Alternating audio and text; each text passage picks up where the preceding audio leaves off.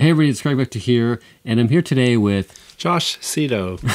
and today we're going to share 5 tips to improve your portrait photography. And we're going to start off with tip number 1, which is lens choice. So I'm going to get Josh to sort of weigh in here on his favorite lens choice when it comes to shooting portraits. I like the 85mm 1.8 and the 70-200 f2.8. And for me, I prefer prime lenses. I use the 85 1.4, and I also use the 135 f2. So between those two lenses, those are my prime choices. Well, they're both prime lenses too, but when it comes to shooting portraits, I prefer them. So what about zoom? Like, when would you use your zoom versus a prime lens? When you don't get to move around very often, like at a wedding where you have to stay in one spot, or events where you can't jump around. Yeah, that's a good point. I used to have a zoom lens, and the problem I found was I like shooting around 135, but when I was using the zoom, I'd forget where I was. And so I thought, you know what, if I just have less to think about, so a prime lens, that's why I kind of made the switch. But I can see why you would want to zoom. It makes sense. So depending on your situation, that's really a personal choice for you. So, which leads us to number 2, and that's aperture. So what are your thoughts about aperture and depth of field? Shallow isolates your subject from the background, and really deep depth of field kind of just shows you the context of the environment. So both have their merits. Yeah, I like to shoot shallow when I can, although that can be a problem when we shoot with flash. But then if you shoot too shallow, you can run into some focus issues if your lens isn't calibrated properly. So normally I like to shoot around, I guess you could say anywhere from f1.8 to f5.6. That's most of where my shooting takes place. What about you? I've been floating between 2 and f4 usually. I shoot a lot of events, so I'm dealing with low light far more often than studio environment. Which kind of brings us to the shutter speed rule. So for example, I guess it's sort of a rule that we try to follow. Let's say your focal length is 100 millimeters. That means your shutter speed should be at 200 millimeters to start with. But that also depends on whether you're using a tripod or not, or if you have image stabilization. What are your thoughts on? It was a rule of thumb back in the film days where we didn't have cool things like good tripods, good image stabilization, which we'll touch upon in a second. But yeah, so like if you have a 60mm lens, you should not go any slower than 1/60th of a second.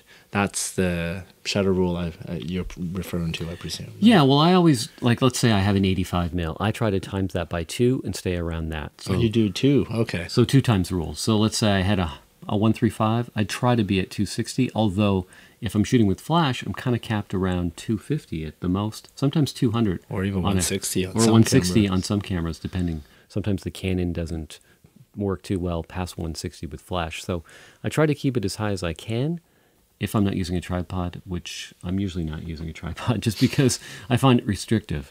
But you have some IS lenses. I don't, actually. Maybe you can talk about that. A small handful.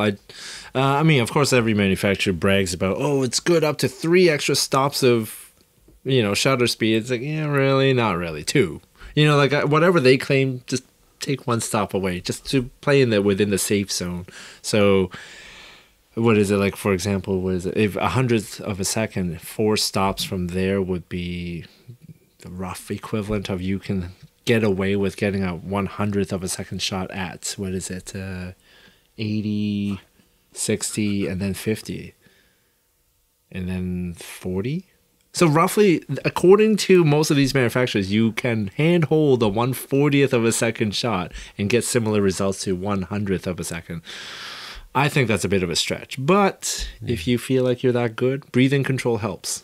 Yeah, I personally probably wouldn't want to shoot that low, but it's something that you might want to test out and see if it works for you. You don't want to save it to an important occasion to find out it doesn't work, so that's one thing to think about. So let's talk about focus points. I only use one focus point. What about you when it comes to shooting portraits? When I have full control and I can move around wherever I want and there's no time crunch to it, then I usually use a single focus point. When I'm shooting events or dancing, I've been doing a lot of dance photo shoots lately where they're moving, and I generally stick it to AI focus, but like now my camera is a little bit more advanced where it has a single focus point and then a cluster of loose points around it, so that if the focus shifts to the outside points, it'll still track it. It's a little complicated. Not every camera has that, but single point is by far the easiest, and I would probably say master that first if you have the ability to recompose your photos. So. Yeah, I like to recompose, so what I'll do is I'll move that focus point around. So for example, I'll point the camera straight. Instead of focusing and then moving my camera, I'll try to move the focus point to the right of the frame, to the left, up or down, and focus on the closest eye to me with that one focus point. So that's how I do that. So let's recap really quickly. So we've got lens choice. We talked about prime versus zoom. Would you, if you had to choose one lens, prime or zoom? I probably would pick zoom just purely out of sheer flexibility of, I don't want to limit myself. No, I have to agree too. Just like one. Especially if you're into travel photography, 24 to 70 would be my choice. If it was portraits, it'd be 70 to 200. That'd be my only lens of choice. And then we talked about aperture.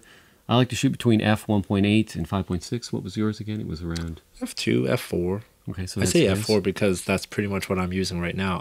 My current workhorse lens is a 24 to 105 f4 IS. It's not the fanciest lens, it's not the sharpest lens in the world, but it gets the job done very well. So.